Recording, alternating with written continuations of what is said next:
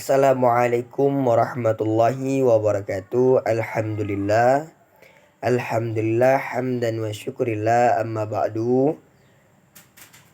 Perkenalkan, nama saya Habibi dari program studi Hukum Pidana Islam dengan NIM 1022000041.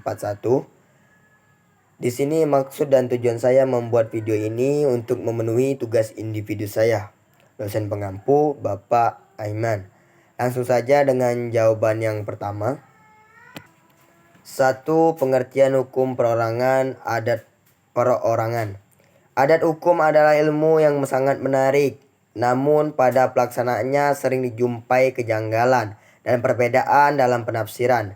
Di Indonesia begitu banyak peraturan dan undang-undang yang diciptakan. Hukum nasional sebagai hasil pengembangan hukum adat, di mana hukum adat tidak pernah mundur dan tergeser dari percaturan politik dalam membangun hukum nasional. Adalah untuk terwujudnya hukum nasional dengan mengangkat hukum rakyat, yaitu hukum adat menjadi hukum nasional, terlihat pada naskah Sumpah Pemuda pada tahun 1928 bahwa hukum adat layak diangkat menjadi hukum nasional yang modern. Hukum perorangan adalah keseluruhan kaedah hukum yang mengatur kedudukannya sebagai subjek hukum dan wewenang untuk memperoleh, memiliki, dan mempergunakan hak dan kewajiban ke dalam lalu lintas hukum serta kecakapan untuk bertindak sendiri melaksanakan hak. Haknya juga hal yang mempengaruhi kedudukan subjek hukum. Dalam artian sempit, hukum perorangan dapat diartikan sebagai hukum orang yang hanya ketentuan orang sebagai subjek hukum. Dan dalam artian luas, hukum orang tidak hanya ketentuan orang sebagai subjek hukum, tetapi juga termasuk peraturan hukum keluarga. Badan hukum sebagai subjek hukum. Pengertian badan hukum sebagai subjek hukum ialah dikatakan bentuk hukum karena badan hukum memang merupakan ciptaan dan fiksi hukum yang sengaja diciptakan untuk memenuhi kebutuhan tertentu. Oleh karena itu, mempunyai hak dan kewajiban sendiri, maka badan hukum itu sendiri dikatakan sebagai subjek hukum. Dan dapat diartikan juga badan hukum dalam bahasa Indonesia diartikan sebagai organisasi atau perkumpulan yang didirikan dengan kata yang otentik dan dalam hukum diperlakukan sebagai orang yang memiliki hak dan kewajiban, atau disebut juga sebagai subjek hukum. Subjek hukum dalam ilmu hukum ada dua, yakni orang dan badan hukum. Disebut sebagai subjek hukum karena orang atau badan hukum menyandang hak dan kewajiban hukum. Pengertian badan hukum sebagai subjek hukum menurut para ahli. Yang pertama, menurut Molengrab mengatakan badan hukum pada hakikatnya adalah hak dan kewajiban dari para anggotanya secara bersama-sama, dan di dalamnya terdapat harta kekayaan bersama yang tidak dapat dibagi-bagi. Setiap anggota adalah pemilik harta kekayaan yang terorganisasikan dalam badan hukum. Selanjutnya ada Utrecht dalam Neni S 2009. Dia mengatakan adalah badan yang menurut hukum berkuasa atau berwenang menjadi pendukung hak yang tidak berjiwa atau bukan manusia.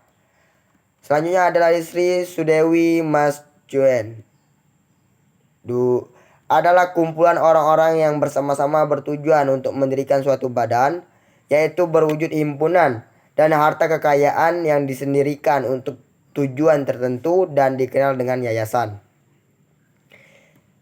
Selanjutnya ada Salim HS, adalah hukum orang-orang yang mempunyai tujuan atau arah yang ingin dicapai tertentu, harta kekayaan, serta hak dan kewajiban. Ciri-ciri badan hukum. Karakteristik badan usaha yang bisa menjadi subjek badan hukum adalah sebagai berikut. Mempunyai kekayaan yang menjalankan aktivitas dalam badan hukum, mempunyai hak dan kewajiban yang terpisah dari orang yang melakukan badan hukum. Terdaftar sebagai badan hukum, cakap dalam melakukan perbuatan hukum, mempunyai akte notaris pada pendiriannya. Bentuk-bentuk badan hukum. Bentuk badan usaha menjadi beberapa jenis, yaitu yang pertama perhimpunan atau vereniging, dan dua persekutuan orang atau Gemeinschaft van Mensen. Yang pertama perhimpunan, suatu perkumpulan yang berbentuk dari sukarela dan sengaja dari beberapa orang yang mempunyai tujuan untuk menguatkan kedudukan, kemampuan ekonomis mereka, mengurus persoalan sosial dan memelihara kebudayaan, seperti perusahaan negara, perusahaan terbatas atau PT, dan joint venture. Persekutuan, bentuk-bentuk badan hukum yang terbentuk dari faktor kemasyarakatan dan politik dalam sejarah, seperti desa, kabupaten, provinsi, dan negara. 3. Organisasi, dibuat menurut undang-undang tetapi selain dua jenis badan hukum di atas. Jenis-jenis badan hukum ada dua. Badan hukum terdiri dari beberapa jenis kategori berdasarkan statusnya, yaitu badan hukum publik. Yang pertama, badan hukum publik, public grade, merupakan badan hukum yang dibuat menurut hukum publik atau badan hukum yang mengatur berkaitan antara negara dan atau aparatnya dengan warga negara yang berkaitan kepentingannya umum, atau publik seperti hukum pidana, hukum tata negara, hukum tata usaha negara, hukum internasional, dan lain sebagainya. Contoh badan hukum publik adalah negara, pemerintah daerah, Bank Indonesia. Badan hukum privat. Yang kedua, badan hukum privat atau private right merupakan badan hukum yang dibuat menurut dasar hukum perdata atau hukum sipil atau sekumpulan orang yang membuat kerjasama atau membentuk badan usaha dan adalah satu kesatuan yang memenuhi syarat dan ditentukan hukum. Badan hukum privat yang mempunyai tujuan profit, contohnya adalah perseorangan terbatas atau PT, atau non-material seperti yayasan. Unsur-unsur badan hukum. Unsur-unsur badan hukum sebagai subtek hukum adalah sebagai berikut.